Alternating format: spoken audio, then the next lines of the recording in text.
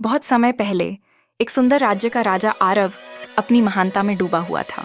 वह वीरता, न्याय और बुद्धिमानी का प्रतीक था, लेकिन उसके दिल के किसी कोने में एक खालीपन था। उसके पास हर चीज थी, फिर भी सच्चे प्रेम की उसकी खोज उसे अज्ञात की ओर ले जा रही थी। एक दिन शिकार पर निकलने के दौरान वह रास्ता भटक गया और जीवन की एक नई दहलीज पर पहुंच गया। चलते चलते वह एक जादुई झील के किनारे पहुंचा, जहां एक मधुर सुरीली धुन गूंज रही थी।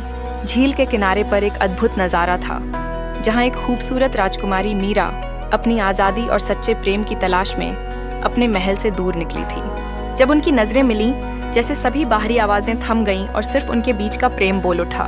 राजा आरव और राजकुमारी मीरा ने धीरे धीरे हर दिन एक दूसरे के साथ बिताना शुरू किया।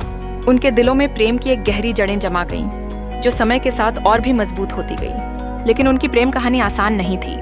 दोनों राज्यों के बीच पुरानी दुश्मनी ने उनके प्यार पर एक काला घेरा डाल दिया और उनके संबंध पर संकट के बादल छा गए। मंत्रियों और सैनिकों के विरोध के बीच मीरा ने एक रहस्य साझा किया। उसके पास एक जादुई हार था, जो एक दिन के लिए किसी के दिलों को बदलने की क्षमता रखता था। इस जादुई हार के साथ उन्होंने एक योजना बनाई। दोनों राज्यों के बीच एक भव्य उत्सव का आयोजन हुआ। इस उत्सव में उस जादुई हार को सभी को दिखाया गया। जैसे ही हार वितरित किया गया, लोगों के दिल अपनी पुरानी दुश्मनी को भुलाने लगे और एक दूसरे के प्रति उस प्रेम की अहमियत को समझने लगे। यह एक अनोखा क्षण था, जब सभी ने मिलकर खुशी से मनाया।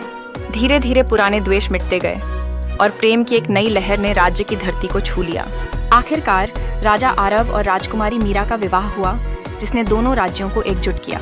उनकी प्रेम कहानी ने एक नया, शांतिपूर्ण और प्रेमपूर्ण राज्य बनाया, जहां सदियों तक प्रेम और एकता की मिसालें सुनाई जाती रहीं। यह कहानी न सिर्फ प्रेम की शक्ति को दर्शाती है, बल्कि यह भी सीख देती है कि सच्चे दिल से किया गया प्रयास कभी व्यर्थ नहीं जाता।